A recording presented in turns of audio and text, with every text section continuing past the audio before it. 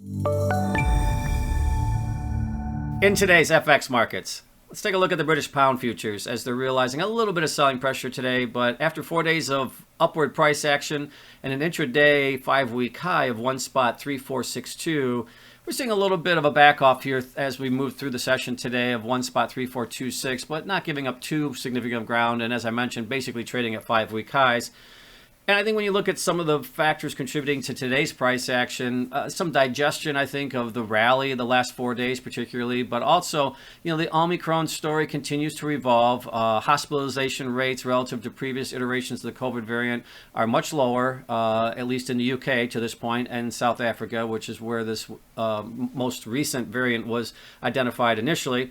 And I think that that's helping to support the belief that the economic activity will maintain in the UK and therefore supporting the currency. Couple that with the concerns over the potential for increased restrictions, and it does not appear that those are going to be put in place at the moment. So I think that that's another factor contributing to the why we're seeing this upward momentum in the British pound.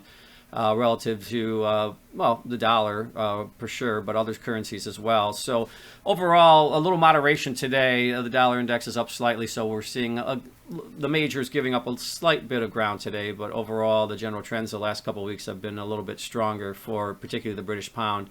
And I think when you look at the general trends in place, the British pound, as I mentioned, is at basically a 5-week high here. But also when you look at the trends when the pairs trade, when you look at the euro versus the British pound, we are seeing a British pound showing strength there as well. We're seeing that euro-British pound pairs trade pushing back down towards the low end of the range for the last several months, and that also corresponds with the low end of the range that we just realized in about a month ago. So we are seeing, again, a shifting of some of the trends here, particularly when you look at the British pound relative to the US dollar and the British pound relative to the euro.